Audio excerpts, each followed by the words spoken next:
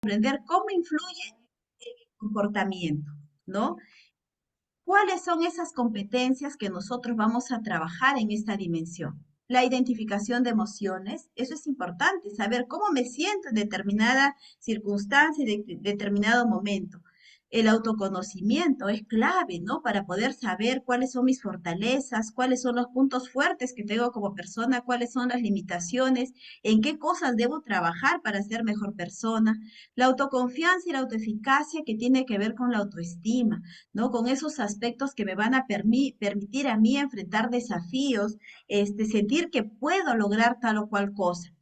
Luego viene la otra dimensión que es la autogestión o la gestión de emociones, que es la habilidad para regular las emociones, pensamientos y comportamientos en diferentes situaciones, gestionar el estrés, controlar los impulsos y motivarse para alcanzar las metas. ¿Cuáles son las competencias que se trabajan en esta dimensión? El manejo de emociones, el manejo del estrés, la definición de metas y la automotivación. ¿Puedo trabajar con mis niños esto? Claro que sí, porque a los niños desde pequeños hay que enseñarles a que detenernos. ¿Cómo funciona nuestro cerebro si nos basamos en las neurociencias? Cuando nosotros estamos enfrentando alguna situación compleja o estamos frente de repente a una emoción un poco más intensa, la información a nuestro cerebro va a ir a nuestro cerebro, a nuestro sistema límbico, que es el cerebro emocional, ¿no? Entonces ahí nuestras respuestas son un poco torpes, sin pensarlas. Si yo doy una respuesta inmediatamente, de repente esa respuesta va a hacer que yo me arrepienta después, ¿no? Pero nosotros los seres humanos hemos sido dotados de una neocorteza que nos hace brillantes en nuestro análisis, que nos hace unas personas que podemos analizar y dar respuestas pensadas.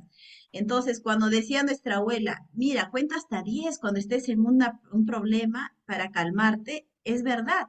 No tanto hasta 10, porque la información que va a viajar desde nuestro sistema límbico hasta nuestra neocorteza, que es lo que tenemos los seres humanos y lo que nos hace brillantes para nuestras respuestas, va a pasar algunas milésimas de segundo. Pero si yo me detengo, entonces voy a tratar de ser un poco más consciente de lo que voy a decir y probablemente no me arrepienta. Luego viene la conciencia social, que es la capacidad para tomar la perspectiva de los demás y mostrar empatía, incluyendo a personas de diversos orígenes y culturas y comprender normas sociales. ¿Cuáles son esas competencias que vamos a trabajar en esta dimensión? La identificación de las emociones de los otros, la toma de perspectiva, la empatía y el respeto. Acá es muy importante entender que, claro, a veces decimos, no, mira, pero tienes que ser empática. Date cuenta cómo se siente el otro. Pero la empatía no va por ahí, pero es mucho más complejo que eso. Ser empático significa, yo me estoy dando cuenta cómo se está sintiendo mi compañero, pero cómo me siento yo en base a ese sentimiento, a esa emoción que expresa el otro, ¿no? Mi hija me decía, mami, es que mi amiga se puso a llorar y estaba triste. Ok, ¿y tú cómo te sentías al ver a tu amiga que estaba en esa situación, en esa emoción? ¿No? Si ella me dice alegre, me está demostrando que no es empática, ¿no? Que ella me dice, no, yo también me sentí triste por lo que ella estaba pasando. Ahí sí, no solamente es reconocer la emoción, sino cómo yo me siento en base a ese reconocimiento de las emociones de las otras personas. Tiene que ver con el respeto también. Luego la otra dimensión tiene que ver con las habilidades de relación, que es la capacidad para establecer y mantener relaciones saludables con diversas personas, comunicar con claridad, escuchar bien, cooperar, resistir la presión social inapropiada, negociar conflictos de manera constructiva y buscar ayuda cuando sea necesario. Miren qué completo es esta dimensión. Entonces, las competencias tienen que ver con la resolución de conflictos, tiene que ver con la comunicación asertiva, donde está la capacidad no solamente de expresar mis ideas de manera clara, defender mis derechos, pero también tomar en cuenta los derechos de los demás. Tiene que ver con la ayuda, con la cooperación, con el no solamente pensar en mí, sino pensar en los demás. Y tiene que ver con la capacidad de liderazgo, habilidades que podemos formar en nuestros niños. Y la última dimensión tiene que ver con la toma de decisiones responsables. Yo puedo tomar una decisión, pero de repente esa decisión no es responsable, o solamente estoy pensando en mí y no estoy pensando en los demás. Entonces, esta dimensión tiene que ver con la capacidad de tomar decisiones constructivas y respetuosas acerca del comportamiento personal y las interacciones sociales, considerando las normas éticas, la seguridad y las consecuencias. ¿Qué habilidades vamos a trabajar acá? Vamos a trabajar la solución creativa de problemas, consideración de consecuencias, ¿no? Es importante valorar las consecuencias de mis actos, ¿no? Si yo hago algo, ¿qué consecuencias voy a tener? El pensamiento crítico también es importante y la toma de decisiones responsables. Entonces, estas son las dimensiones que tienen las competencias socioemocionales y estas son las competencias que nosotros como maestras debemos trabajar en nuestros niños día a día, incluso en el recreo, ¿no? Hay un estudio que se hizo justo en Chile, ¿no? Que hablan de los recreos funcionales. Los recreos deben ser funcionales porque es un espacio de interacción en donde la maestra puede sacarle mucho provecho a poder en práctica estas habilidades socioemocionales, ¿no? Porque el niño ahí va a tener que aprender a esperar su turno, va a tener que solucionar un conflicto con un compañero, va a ejercer liderazgo y entonces es el momento, un momento propicio para trabajar estas habilidades socioemocionales. Ahora, ¿cuáles son las estrategias para desarrollar competencias socioemocionales? He traído muchas, algunas son, las he creado yo, otras las hemos compartido con mis estudiantes, ¿no? En algunos de los cursos, así que les voy a compartir. Primero, para trabajar la conciencia de sí misma. Ustedes saben que nuestros niños aprenden jugando y entonces hay que dotarnos de muchas herramientas, de muchas estrategias para que ellos puedan aprender. Tenemos el panel de emociones. ¿Qué es el panel de emociones? Por ejemplo, yo hago en mi salón un panel y coloco ahí las emociones que son de alguna manera las básicas, las primeras emociones como la tristeza, el enojo, la alegría, puede ser el miedo, ¿no? Esas cuatro emociones y coloco y les doy a mis niños van a tener unos pines con su nombre y cuando entran al salón van a colocar de repente cómo se sienten cuando llegaron al salón.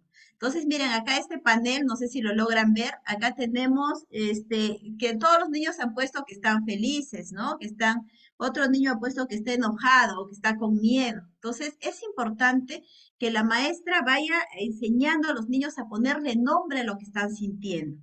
Es más, esto se puede trabajar durante el día, ¿no? De repente ese niño que llegó con tristeza, de repente en el día fue cambiando, le contó a alguien, le contó a su maestra y esa emoción fue cambiando. Entonces puede cambiar de repente a otra emoción. Entonces, para ver también cómo está el clima, ¿no? Cómo está el clima. De repente todos los niños están asustados, entonces la maestra tiene que hacer algo porque de repente están con miedo de la clase o no sé.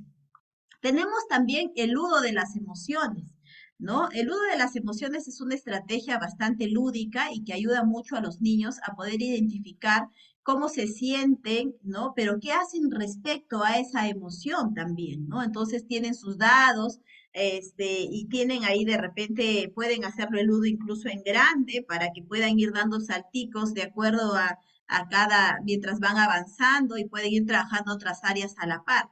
Así que el ludo emocional es un aspecto importante, incluso que pueden tener tarjetas, ¿no? Yo tengo un ludo que he comprado cuando hice una formación en disciplina positiva y ahí viene por tarjetas, por ejemplo, el pensar, el actuar y el sentir, ¿no? Y entonces van los niños a medida que van tirando el dado y según el color que les toque sacan una tarjeta y en esa tarjeta está de repente, ¿cómo te sentiste cuando un amigo no quiso jugar contigo, por ejemplo? Que identifiquen esas emociones, ¿no? Tenemos también el dado de las emociones, que en una situación de repente de juego, la maestra puede lanzar y puede decir de repente, a ver, cuéntanos una situación en la que te sentiste muy triste, ¿no? Para que el niño vaya identificando esas emociones. Luego tenemos otra estrategia para esta dimensión es es la silla caliente, ¿no? La silla caliente tiene.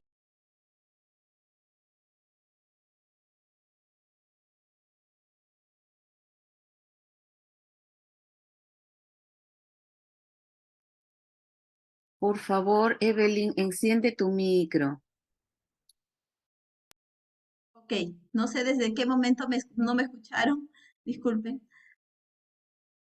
¿Sí me Desde escuchan la ahora? silla La silla caliente. caliente, la silla Ah, ok, caliente. gracias. Entonces, la silla caliente es una estrategia que también podemos trabajar con los niños, ¿no? Para hacerles conscientes y para ver cómo los perciben los otros, ¿no? Entonces, por ejemplo, sentamos al niño, escogemos, puede ser voluntario, puede ser por sorteo, y lo ponemos frente a los demás niños que están en círculo, y les decimos que reconozcamos en nuestro amigo qué cosas positivas vemos en él, ¿no? Y qué cosas de mejora le podemos decir. Entonces los niños dicen, ah, yo veo que él es un buen amigo porque él siempre nos ayuda cuando tenemos un problema. Entonces los niños van diciéndole y ese niño va siendo consciente de algunas competencias o algunas fortalezas que tiene. ¿Y qué cosa le podemos dar a que mejore? Ah, de repente que llegue un poco más temprano, ¿no? Entonces le enseñamos a los niños también a dar una autocrítica, pero una crítica de por ejemplo, ¿no? Que es un niño al que le nombramos el rey, que puede ser por sorteo, podemos elegirlo de repente, de tal manera que todos tengan la oportunidad y ese niño, a ese niño de repente sus compañeros le pueden decir cosas positivas, ese niño puede elegir el juego del día, ese niño puede tener un reto que de repente lo cumpla de alguna manera para fortalecer el autoestima, ¿no? Ampliar el vocabulario emocional también, ¿no? Porque ustedes saben que las emociones tienen hay muchas emociones ahora y que son sus derivados, ¿no? Por así decirlo. Entonces, hay que ir ampliando el vocabulario emocional a medida que van avanzando en edad nuestros niños. Luego tenemos para la autogestión emocional o para el control de las emociones, tenemos el semáforo de las emociones, ¿no? Que tiene que ver acá, yo dibujo un semáforo, le enseñamos a los niños a de repente a detenerse, a pensar y actuar, ¿no? Por ejemplo, alto, cuando está el semáforo en rojo, nosotros decimos alto, ¿no? Detente. Entonces, eso quiere decir que el niño, ahí en ese espacio, cuando esté en una situación de repente muy sintiendo emociones muy intensas, entonces el niño de repente necesita de alguna manera tranquilizarse antes, entonces paramos y ahí es el momento para enseñarle, por ejemplo, estrategias de respiración, ¿no? Le podemos mandar de repente, le podemos dar la caja del enojo. La caja del enojo es una estrategia que no se trabaja con todos los niños, sino con aquellos niños que tienen de repente dificultades para poder hacer una gestión eficiente de sus emociones.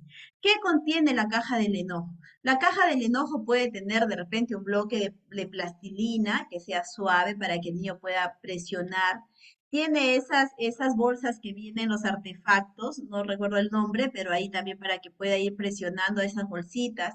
Tiene una bolsa de papel para que el niño, si se siente muy, de repente cargado, puede soplar, porque el soplar también de alguna u otra manera, le va a aliviar, ¿no? Tiene una pelota, una pelota que también lo puede presionar, ¿no? Es eso, los niños lo llaman squishy, creo, que es que le permite presionarlo. Y tiene una almohada que de repente el niño quiere gritar y expresar así su emoción, entonces lo puede hacer. Luego viene el piensa, ¿no? Buscar alguna solución, a ver qué solución le damos a esto, ¿no? Ahí puede estar la maestra, ¿no? Ese niño de repente que está en una situación muy intensa, utilizamos el semáforo de las emociones, que bien lo podemos tener en nuestro salón de clase, y de repente la maestra puede hacer uso de esa estrategia, ¿no? Entonces, a ver, piensa en alguna solución a esto. ¿Qué podríamos hacer frente a este problema que tienes, ¿no? Y adelante es que le decimos, ya, mira, tienes que ir. Y si un amigo te ha molestado, tú tienes que ir a decirle lo que piensas, ¿no? Tú tienes que ir a decirle esto que hemos analizado. Porque las emociones sí se han hecho para expresarse, pero no es de una manera de repente brusca, de una manera no me da a mí ese derecho para lastimar a otros, ¿no? O sea, no porque yo esté muy enojado significa que yo voy a insultar y pegarle a otros, ¿no? Significa que yo tengo que decir lo que pienso en el momento. ¿No? Entonces, eso es inteligencia emocional, ¿no? El poder decir lo que pienso de una manera adecuada, con la persona correcta, porque a veces nosotros nos ha pasado de que nos enojamos con alguien y nos desquitamos con otra persona que no tiene nada que ver en eso. Entonces a los niños hay que enseñarles a que sí, pues que tiene que ir con la persona que le ha enojado y tiene que ir a expresar lo que siente, ¿no? Ahora, tenemos también el termómetro emocional. El termómetro emocional es para poder medir en cuánto de repente está la temperatura, por así decirlo, de la emoción, ¿no? Entonces al niño hay que enseñarle de repente, estoy enojado. A ver, ponle de 0 a 10, ¿cuán enojado estás? 10, estoy muy, súper enojado. ¿No? Entonces, miren, acá el niño va a poder ponerle de repente un nivel a esa emoción, ¿no? Por eso esa estrategia se llama el termómetro emocional, ¿no? Que ustedes pueden de repente para hacerlo un poco más, no sé, un poco más lúdico, hacer de repente nuestro termómetro y decir al niño que se ubique en qué lugar está su emoción en ese momento, ¿no? Está súper enojado, estoy muy enojado, que de repente es un nivel 6 y estoy enojado, que de repente va por un nivel 3, ¿no? De acuerdo a cómo está la intensidad que tiene nuestra emoción, vamos a buscar las estrategias de alguna manera para poder regularnos, ¿no? Como por ejemplo puede ser la técnica de la tortuga, ¿no? Que es enseñar a nuestros niños a que es un cuento que de acá se lo voy a mandar a Carla todo el paquete de cositas que he preparado para que las puedan compartir de repente con sus estudiantes. Este es un cuento que dice que cuando estamos en una situación de repente muy ofuscada, entonces nos escondemos como la tortuga en la caparazón hasta poder ser conscientes de nuestra respuesta y de lo que vamos a decir, ¿no? Entonces, a los niños les podemos enseñar y decirles cuando están en una situación así, sean como la tortuga, se guarden un ratito y de ahí salgan a decir lo que piensan, pero ya de una manera más pensada, ¿no? Luego tenemos el método 5, 4, 2 y 1. ¿Qué significa este método? Para enfocarse, ¿no? Si el niño viene muy ofuscado, muy molesto por la situación, entonces la maestra le enseñamos esta técnica para que el niño vaya regulándose, ¿no? A ver, dime, Jaimito, 5 cosas que puedes ver. Él de repente entre su molestia, entre su enojo, te va a ir diciendo, ¿no? Ah, yo veo una computadora, veo una silla, veo una impresora, no sé. Ahora dime 4 cosas que puedes sentir o tocar. A ver, dime, busca acá en este ambiente, ¿no? Claro, la maestra tiene que tener un tiempo para trabajar eso. 3 cosas que puedes escuchar. A ver, ¿qué cosas puedes escuchar ahorita? Escucho que tocaron la campana en el colegio. Escucho el reloj, el tic-tac. Eso significa que su nivel de enojo va bajando porque él está siendo consciente ya de lo que pasa a su alrededor. Porque cuando uno está molesto, no escucha, no siente nada, ¿no? 2 cosas que puedes oler y una cosa que puedes saborear. De repente le doy un vasito de agua hasta que se regule y luego podemos conversar tranquilos. Tenemos también el rincón de la calma, que es una estrategia, ¿no? No es el rincón del castigo, es el rincón de la calma, donde a los niños, algunos niños, les podemos pedir que vayan ahí y de repente pueden encontrar un libro, pueden encontrar algo que de repente les calme, algunas, no sé, parecido a la caja del enojo de repente, que podamos poner ahí algunas cosas que le ayuden al niño a regularse, ¿no? A manejar esas emociones de repente intensas, ¿no? Tomemos en referencia acá que las emociones no son ni malas ni buenas. Las emociones cumplen un papel adaptativo en nuestras vidas. Todas las emociones son necesarias y todas las emociones se han hecho para expresarlas, pero en el lugar correcto, de la forma correcta, con la persona correcta y en la dimensión adecuada. Eso es la clave acá, ¿no? Tenemos luego las habilidades de relación. ¿Qué estrategias podemos trabajar con los niños en estas habilidades? Tenemos, por ejemplo, el buscar un oído amigo. Enseñar a los niños que cuando tienen un problema lo cuenten a alguien y de repente juntarlos en parejas y decirle, mira, cuéntale a tu amigo alguna situación o algún problema que te ha pasado para trabajar la escucha.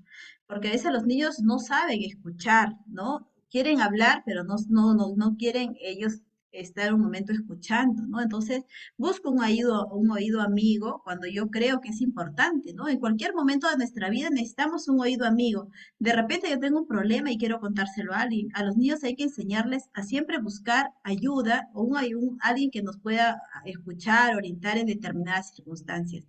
Tenemos también el buzón asertivo, ¿no? De repente decirle una situación compleja que pasó en el colegio, de repente a través de un dibujo, decir cómo yo me sentía en esa situación.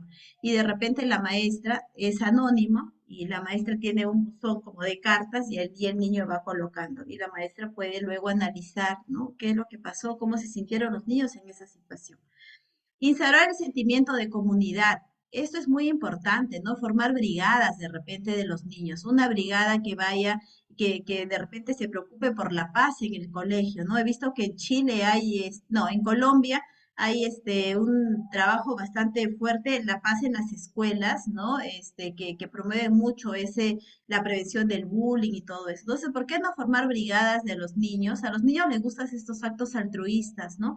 Que les ayude de repente a que ellos puedan ser los defensores de la paz, que cuando un niño tenga un problema vaya con esta brigada de la paz y esta brigada de la paz sepa cómo manejar conflictos, cómo solucionar un conflicto.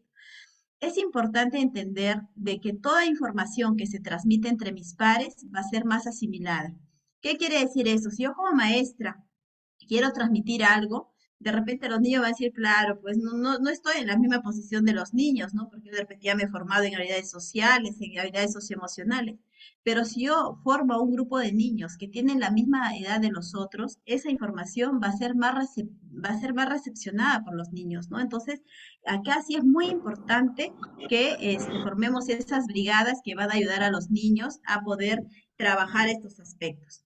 Tenemos enseñar a los niños la resolución de conflictos, ganar, ganar, no tú ganas, yo pierdo, ¿no? Eso siempre. Y eso se trabaja en base a un dado. Este es un dado, le he traído así el dado. Entonces, cuando está en un conflicto, lanza el dado, entonces ahí dice, por ejemplo, vamos a conversar, ¿no? Te tocó que debes conversar con tu amigo, preguntarle qué pasó, ¿no? ¿Por qué hizo eso? Y decir tú también cómo te has sentido, ¿no? Entonces, luego buscar soluciones conjuntas, por ejemplo, ¿no? Que ambos ganemos, ¿no? Entonces acá de repente, o esperar, de repente, esperar. Acá hay diversas acciones que el niño puede hacer para que pueda solucionar un conflicto. Y está también el entrenamiento asertivo. Hay que enseñar a los niños el tema de la asertividad, ¿no? Este, pelearse con todos sus amigos e insultarles, intentar esconderse para llorar o explicar a sus amigos que es normal que les guste a un chico y que eso no es motivo de burla, ¿no? Acá son para niños un poco más grandes, pero de repente ante un problema, de repente no me quiso prestar el juguete, ¿cómo le pido de manera asertiva que lo haga? De repente, cómo yo defiendo mis derechos, ¿no? De repente, cómo me defiendo ante una burla, ante una crítica de mis compañeros que me hizo sentir mal. Esos derechos asertivos es que debemos enseñar a los niños para que ellos aprendan de que tienen derechos, pero que también respeten los derechos de los demás. Luego tenemos la conciencia social, que tiene que ver con la empatía que hemos hablado cuando dijimos, estábamos tocando las competencias socioemocionales, ¿no? El análisis de situaciones es muy importante. De repente ver fotos de nuestra familia y ver cómo se sentía, ¿no? Porque es en las fotos uno no siempre sale contento, ¿no? No sale alegre. Entonces, que los niños analicen a ver por qué el abuelo no sonrió en esa foto, por qué el abuelo, qué expresaba su rostro. Ah, de repente estaba preocupado, de repente las fotos de ellos, ¿no? Que la maestra ha guardado de repente de los años anteriores, ¿no? Y todas las situaciones o de repente fotografías de personas, ¿no? Entonces, eso es muy importante para que el niño vaya siendo consciente de cómo se siente el otro. Pero como yo les dije anteriormente, acá no solamente es importante identificar cómo se siente, sino el saber qué siento yo de esa emoción que está sintiendo esta persona, ¿no?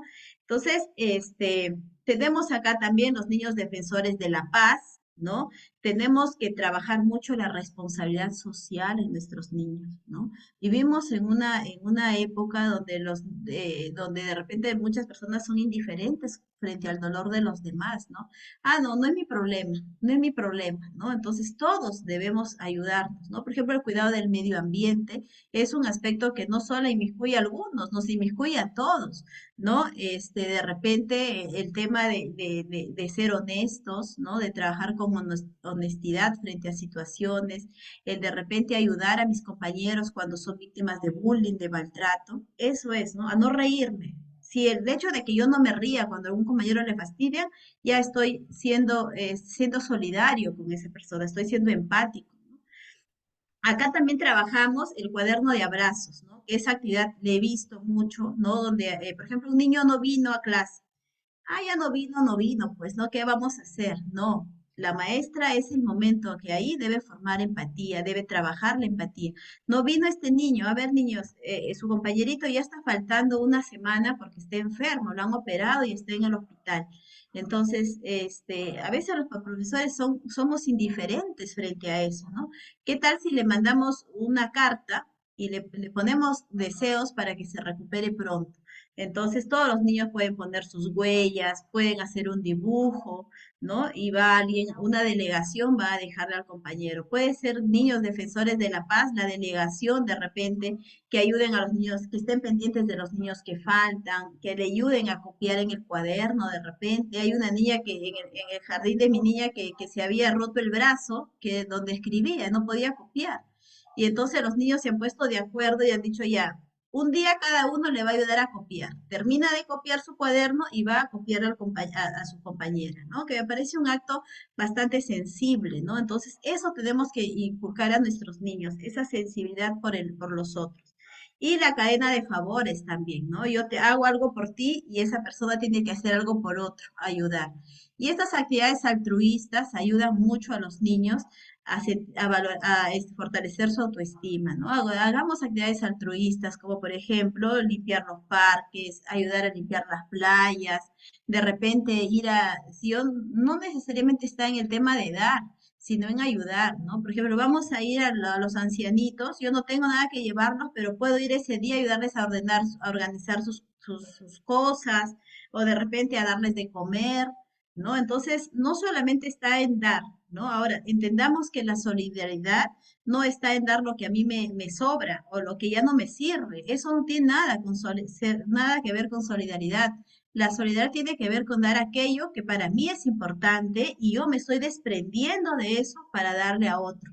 Eso sí ser solidario, ¿no? Desprendido, como se dice. Entonces, debemos enseñar a nuestros niños eso, ¿no? Ya te regalo mi lonchera porque ya no me gusta, ya no quiero. No, pero un niño trajo lonchera, si tú eres solidario, puedes darle lo que a ti todavía te gusta, tú quieres, pero te estás desprendiendo para dar a otros. Y eso hay que entender a nuestros niños, ¿no? Entonces la conciencia social es muy importante para estos tiempos, ¿no? Porque a veces creemos que el problema de uno no me afecta. Al final es problema de todos, ¿no? Al final es problema de todos.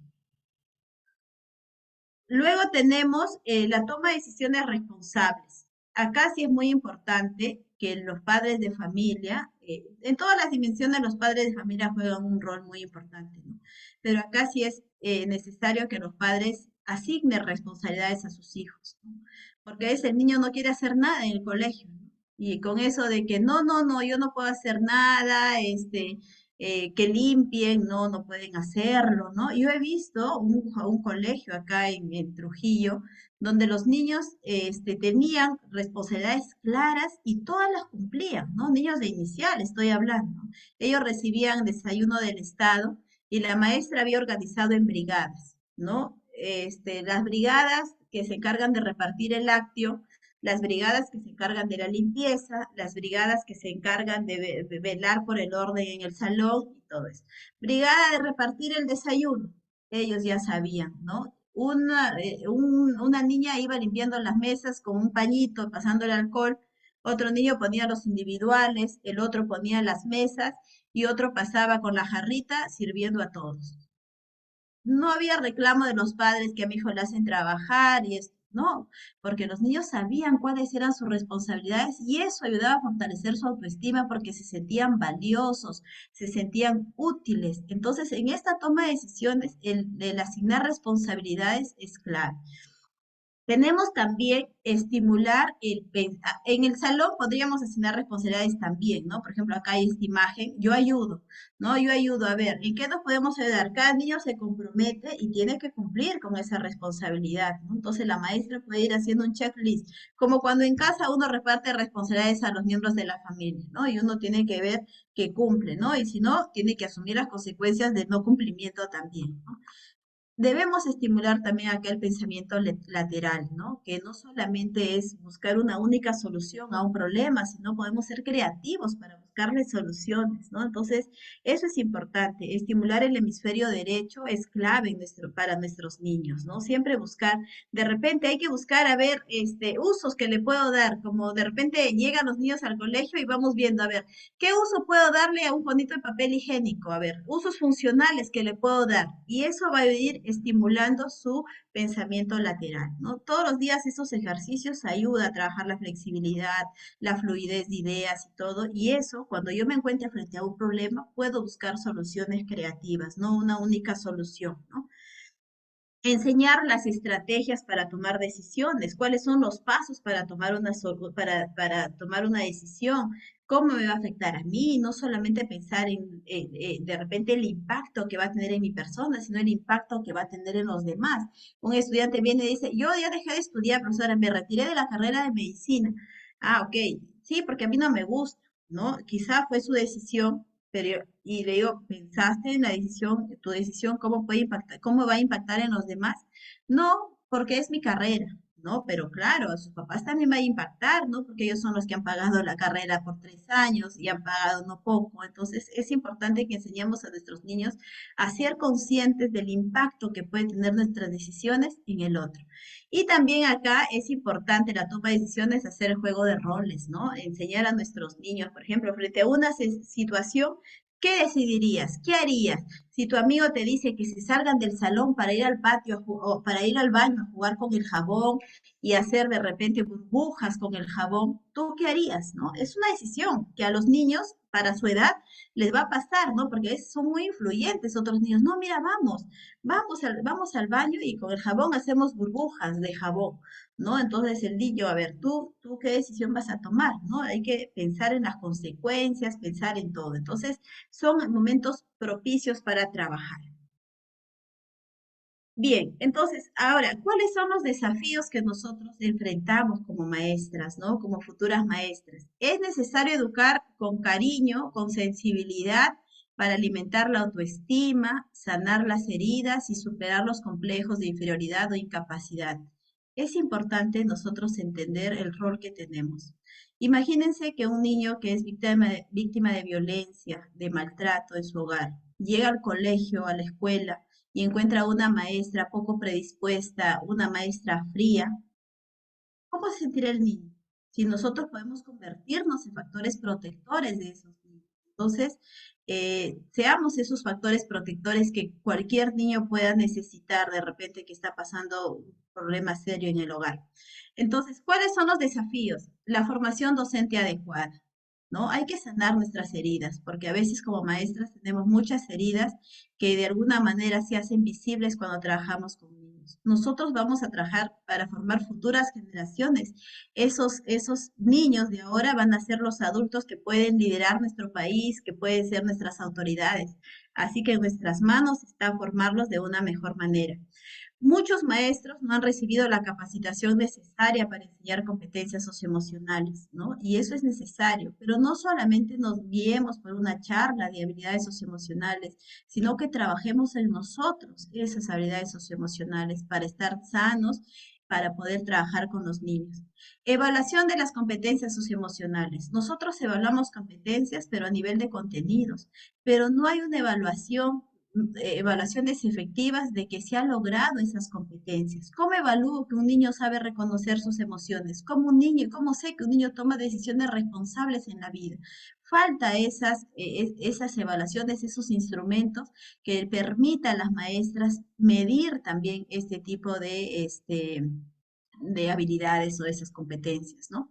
Involucrar a las familias, ¿no? Las familias se han ausentado un poco del sistema educativo. No sé cómo es la realidad de Chile, pero en el Perú las familias no están tan involucradas en la educación de los niños. Es más, algunos papás vienen, lo dejan y no los volvemos a ver hasta fin de año, ¿no? O vienen algunas veces solamente para reclamar algunas cosas, ¿no? Pero no se involucran en el desarrollo socioemocional. Entonces, nuestro reto, nuestro desafío es traer a las familias y hacer una unión, trabajar juntos para que esos niños puedan estar sanos, porque al final es nuestro mismo objetivo, ¿no? La salud, la felicidad de nuestros niños es para nosotros como maestras y para los padres.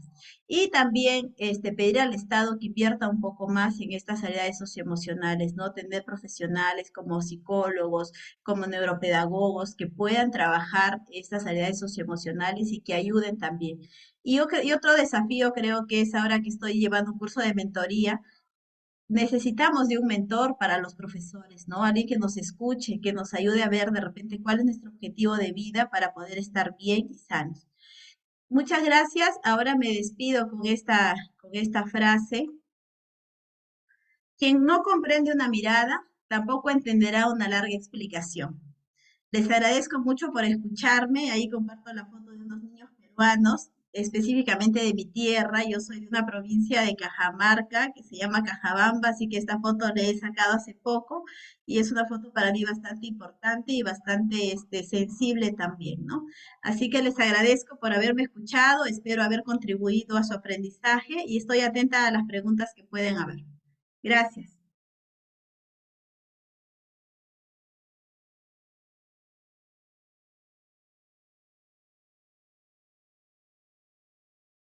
Buenos días, me gustaría realizar una pregunta. Sí, Raquel, te escucho. Desde su punto de vista como maestra, ¿cuál cree usted que es su rol en el desarrollo socioemocional de los niños? Bueno, yo soy maestra de nivel universitario, pero creo que mi rol en este espacio donde me desenvuelvo es que se trabaje con las estudiantes ese aspecto socioemocional, ¿no? Porque yo que atiendo a estudiantes de nivel universitario me doy cuenta de que tienen muchos problemas que no han sanado, situaciones que han vivido en la infancia y que de alguna manera se hacen evidentes, ¿no? Atiendo muchos problemas a jóvenes que tienen problemas de ansiedad, de depresión y que de alguna u otra manera va a repercutir cuando hacen el trabajo de los niños. Entonces el reto, no solamente para mí, sino para todo el sistema educativo, es trabajar estas habilidades sociales, pero de una manera sostenible y de manera práctica, ¿no? No solamente que se traduzca en una charla o en un taller. Mónica, te escucho. Y quería consultar, o sea, por ejemplo, en los pequeñitos muchas veces pues hacen ellos sus rabietas, pues, ¿no? Y es normal, pero siempre he escuchado dos posturas muy distintas. Algunas que me dicen, tiéntate, acompáñalo hasta que se tranquilice. Otras que me dicen, no, si le haces caso, es peor, es mejor, no, como un poco de indiferencia frente a esa rabieta, ¿no? Pero, o sea, ¿cuál es lo mejor para poder manejar ese tipo de situaciones? Bueno, las rabietas es parte de un proceso de, ¿no? O sea, todos los niños van a tener, pasan por ese proceso, ¿no? Porque ellos están aprendiendo a regular sus emociones. La mamá o el cuidador tiene que dar un proceso de acompañamiento para evitar de repente que se lastime, ¿no? Porque hay algunos que se pueden de repente golpear. Entonces, acompañarlo y de repente, cuando lo ha logrado la calma, hablarle, ¿no? Y decirle que esa no es una manera de reaccionar, que qué es lo que desea, pero tiene que pedirlo de tranquilo, ¿no? Entonces, siempre el acompañamiento es ni una de las dos cosas que tú dijiste, ni la indiferencia, ni de repente darle lo que está pidiendo, porque es una manera de reforzar, pero sí acompañarle y hablarle, ¿no? Posteriormente hablarle y enseñarle de repente a respirar, a decirle, mira, cuando te sientas así, o que identifique en primer momento la emoción que está sintiendo y luego de repente darle algunas estrategias como respirar, como de repente soplar algo para hasta que se tranquilice o que de repente cierre los ojitos y se concentre en algún sonido que está de la naturaleza o del lugar donde está, ¿no? A ver, Anaís, no sé si me escuchas, Carla. Creo que debes Yo activar tu escucho audio. bien. Sí, Sí, ahora parece que me escuchan, ¿no? sí, sí, Anaís tenía la sí, mano levantada. sí. Anaís tenía la mano levantada. Anaís, te escuchamos. Mis buenos días. ¿Cómo estás, Anaís? Es de suma importancia que el docente se comunique con el padre de familia para que sí estén al tanto de lo que son las notas o también, o solamente para ver que los niños están yendo mal. Bueno, yo pienso que el trabajo con padres de familia tiene que ser desde un inicio, ¿no? Desde el primer momento en que el padre decide ponerle en la institución educativa, la maestra tiene que tomar contacto con el padre de familia, ¿no? Para poder establecer los puntos en común que tienen y los objetivos que tienen como ellos como familia y ella como maestra, para encaminar a ese niño, ¿no? Entonces, la maestra no solamente tiene que llamarlos para dar resultados académicos, sino también para ayudar a los padres a encaminar a los niños de repente en el tema de autonomía, en el tema de manejo de emociones, ¿no? Entonces, tiene que hacerse un trabajo conjunto. Muchas veces los padres son los que necesitan educarse también, ¿no? A mí en la consulta me llaman y me dicen, señorita, mi hijo tiene este problema, mire, le puedo llevar a que lo atienda a su consultorio, el niño tiene 3 años. Entonces le digo, bueno, en verdad quien debe recibir la atención son ustedes, ¿no? Porque el niño es pequeño y va a ser difícil que yo haga una consulta con él, pero con ustedes, porque en verdad quien está educando a ese niño son los padres de familia. Entonces al padre siempre hay que mantenerlo activo, en constante comunicación para ver cómo va ese niño y el objetivo que perseguimos juntos, ¿no? Muchas gracias. Ok, Anaís. Breye, Gigi, no sé si estoy... ¿Sí, Breye? Sí, sí, mis buenos días. Una de las preguntas sería como que, ¿de qué manera trabajaríamos con las familias para apoyar lo que es el desarrollo socioemocional en los niños? Pero sería en esta ocasión en su casa, ¿no? Con los padres, ¿cómo? yo pienso que las estrategias que se trabajan en la institución educativa bien se pueden compartir también en casa, ¿no? Y entonces ustedes pueden hacer, por ejemplo, escuelas de padres, llamar a los padres y decirles, mire, nosotros estamos trabajando esto, ¿no? La autorregulación emocional, por ejemplo. Cuando ustedes en casa, su niño tenga algún problema de repente de emociones, berrinches, ustedes van a trabajar de esta manera, ¿no? Para trabajar de repente el reconocimiento de emociones en la casa. También podríamos poner nuestro panel emocional para ver cómo nos sentimos los miembros de la familia, ¿no? O qué emoción es la que está perdurando. Entonces, es importante que ustedes capaciten a los padres de las estrategias que están aplicando y cuántas de esas también se pueden seguir aplicando en casa, ¿no? Porque de nada me sirve a mí que yo trabaje regulación emocional en el colegio y en casa el papá de repente es impulsivo para reaccionar, se gritan, se tratan mal y entonces eso va a ser como un pequeño retroceso de repente en el niño, ¿no? Entonces yo pienso que las escuelas de padres van a ser claves para que los niños puedan trabajar estos aspectos, ¿no? Muchas gracias, Miss. Mónica. Mónica tiene la mano levantada. Sí, quería consultar, el Estado, ¿por qué no pone un psicólogo en cada institución educativa? Porque yo veo instituciones educativas llenas de profesoras, auxiliares, mas nunca he visto una institución que el Estado les ponga un psicólogo justamente para que pueda ver más de cerca a los niños y también pueda hacer la respectiva intervención con los padres de familia. O no sé si es algo que se tiene que gestionar la directora, si se puede hacer. Quería hacer esa consulta. Ok, muchas gracias, Mónica. Bueno, nosotros en el Perú tenemos una ley, ¿no? Que la ley que establece que cada institución educativa debe contar con un psicólogo, pero no necesariamente esa ley se está cumpliendo, ¿no? Entonces, como psicóloga, estamos a la espera de que esa ley se ponga en marcha y se pueda contratar, ¿no? A personal de salud mental, ya que nos damos cuenta que por estos tiempos necesitamos, ¿no?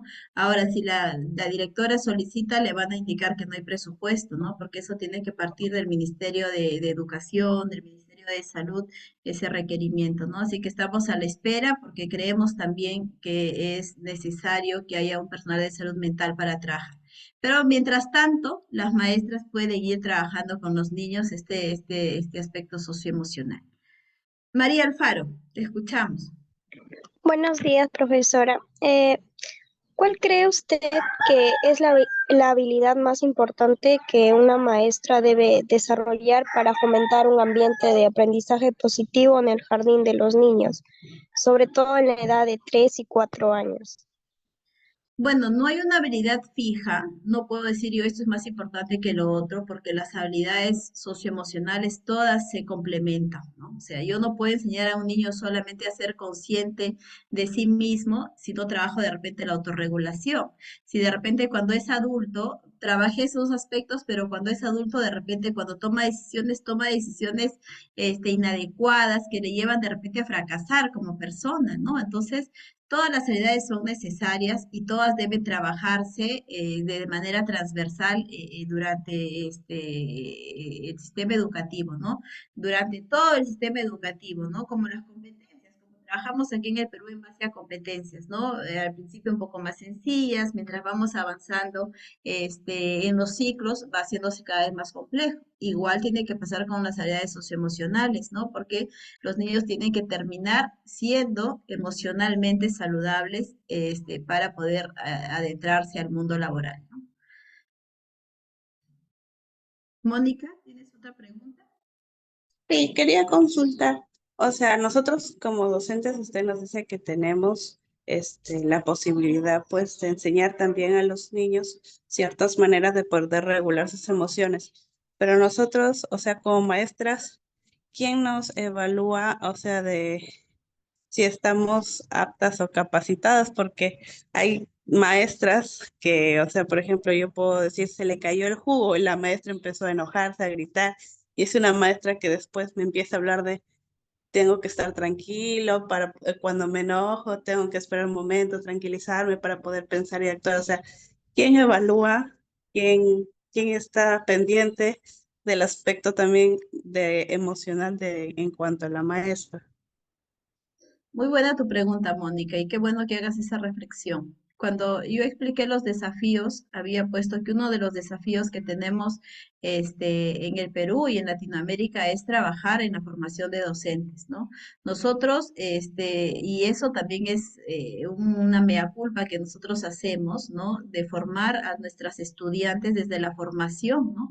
En la formación de las universidades, nosotros debemos preocuparnos porque esa egresada, ese estudiante, desarrolla esas competencias socioemocionales porque eso le va a permitir poder saber cómo trabajar en los niños, ¿no? Así que gracias por decirnos eso y eso nos va a ayudar a nosotros esta reflexión nos permite entender de que no solamente nos podemos preocupar por formar conocimientos en las estudiantes universitarias, sino también preocuparnos porque logren un desarrollo socioemocional, lo cual va a impactar de alguna u otra manera en la vida de los niños, ¿no? Porque tú dices una maestra que no controla sus impulsos y de ahí les habla a los niños de la autorregulación, del trabajo con tranquilidad que hagamos, o sea, no es congruente, ¿no? Entonces, sí es importante. Ahora, ¿quién evalúa? El ministerio evalúa las competencias en el desarrollo de las clases, pero no evalúa necesariamente las competencias socioemocionales, ¿no? De las maestras. Y eso es importante. Es un desafío que nosotros, como futuras educadoras, y como profesionales podemos de alguna manera hacer nuestra voz de alerta frente a esa situación, ¿no? Patricia, te escuchamos.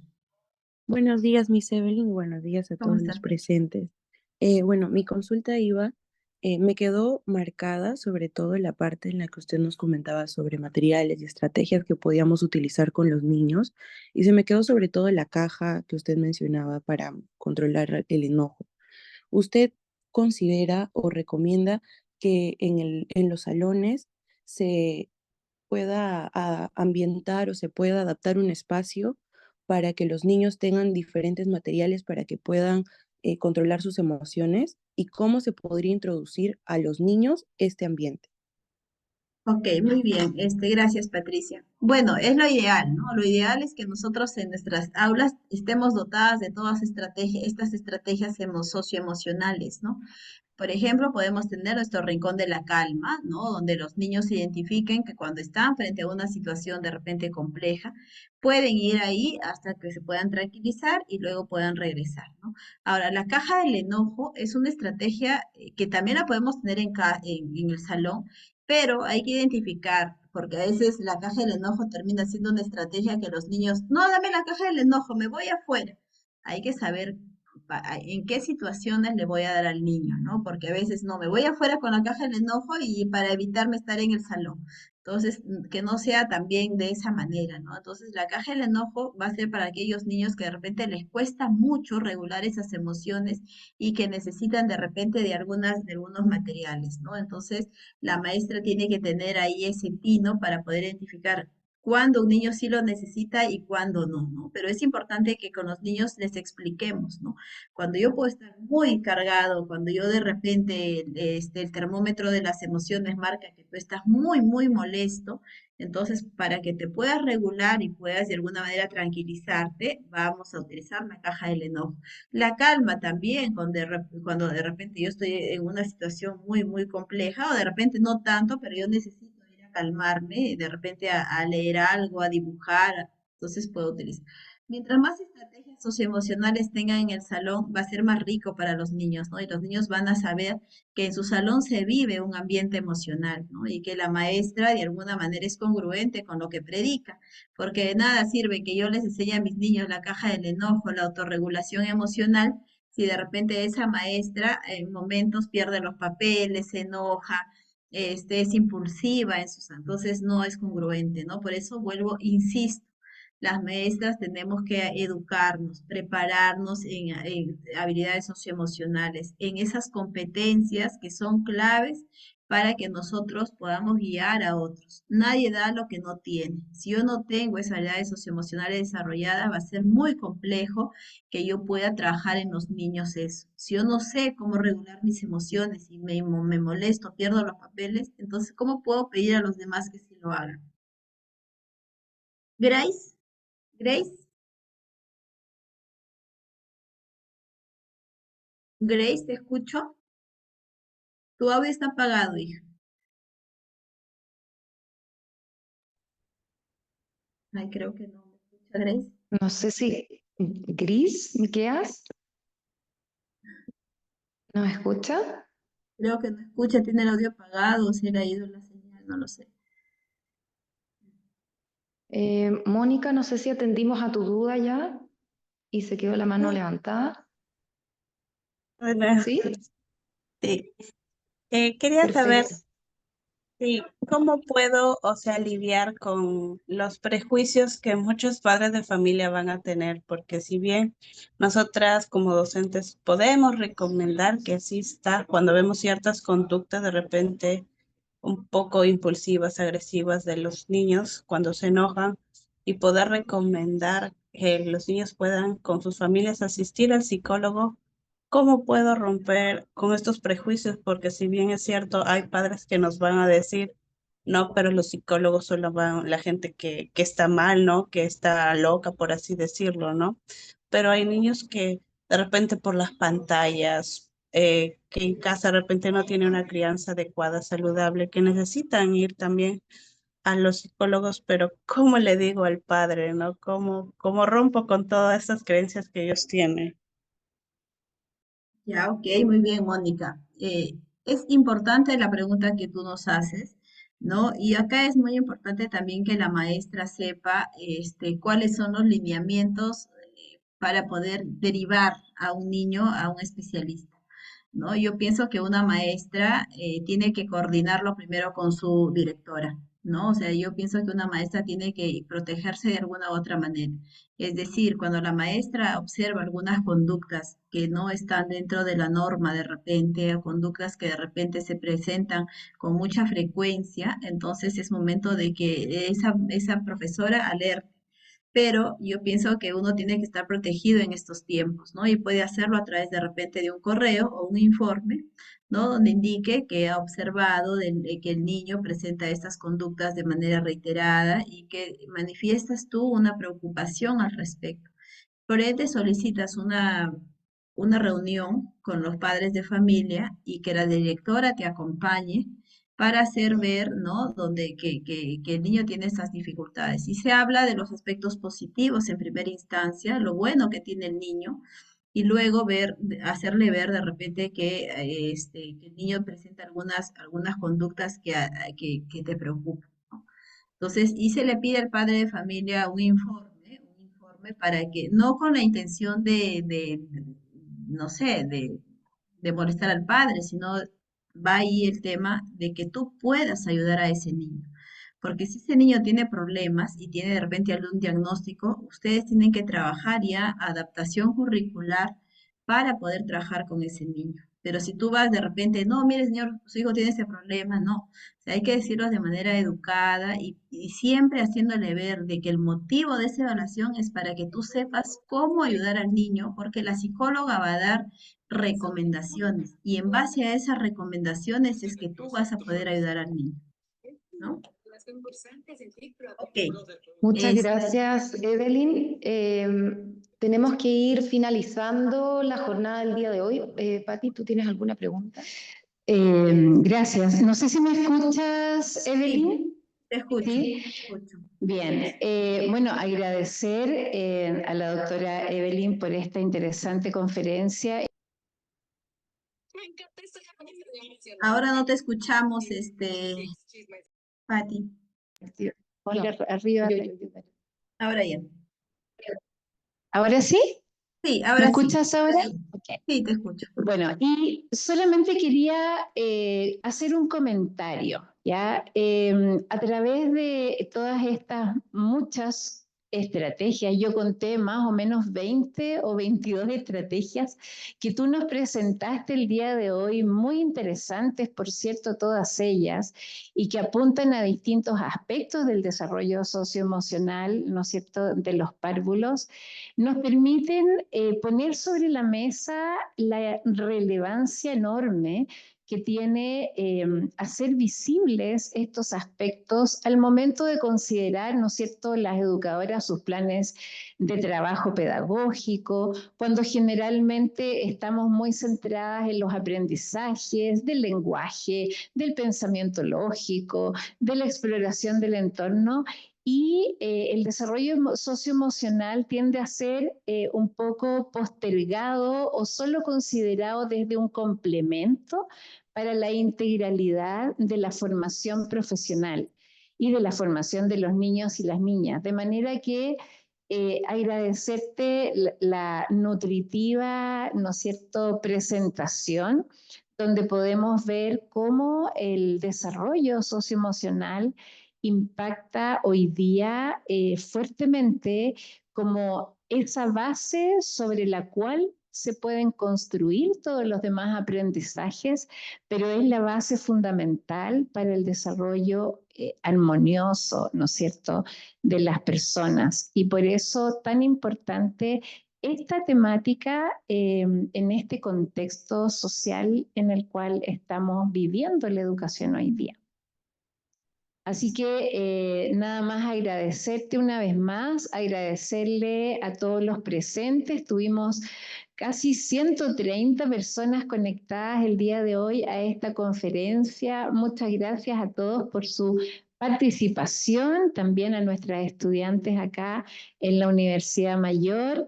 Y no sé si alguien más quiere hacer algún comentario o consulta por acá. No hay más comentarios ni consultas. Carla. Yo solamente, yo creo que como tomar un poco el desafío que nos deja Evelyn y en términos generales, entonces extender la invitación a toda la comunidad de profesoras, docentes que estamos en formación y que también estamos en ejercicio en nuestros distintos roles, ya sea en la universidad, en el colegio, en el jardín infantil, a entender cómo todas estas estrategias son estrategias de enseñanza para el aprendizaje de los niños, pero que también son aplicables a nosotras mismas, a nuestro propio monitoreo, a nuestra autoformación, a nuestra responsabilidad y conciencia, ¿verdad? Y que como en algún minuto planteó Evelyn, no podemos enseñar aquello que no tenemos. Entonces, como maestras, así como nos preocupamos de saber que el contenido curricular que estamos enseñando es el correcto, ¿verdad?, es preciso, también tenemos esta misión de autochequearnos antes de entrar a la sala, de mirarnos, ¿verdad?, y de que efectivamente entendamos que somos parte importante de este ambiente de aprendizaje del cual sabemos, ¿verdad?, parte de las competencias socioemocionales de las cuales nos hablaste, Evelyn, parte importante y crucial somos los maestros y las maestras, las educadoras, ¿verdad? En esta preparación de ambientes apropiados para poder aprender en situaciones auténticas y cotidianas, el cómo poder resolver conflictos, ¿verdad? El cómo poder comprender, escuchar, y no solo con el oído, sino que también, como bien planteaste en tu última cita, también con la mirada y sostener la emoción del otro con sensibilidad.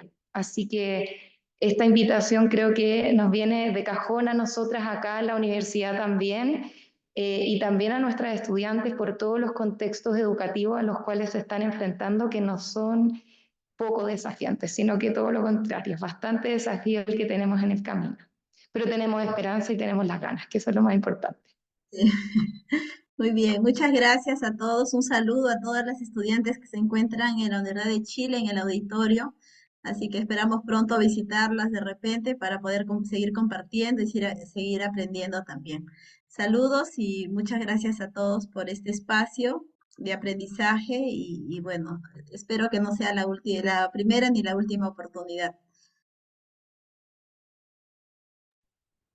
Buenas tardes, que estén bien. Hasta Chao, luego. Evelyn, y las esperamos por acá. Sí, gracias. Gracias.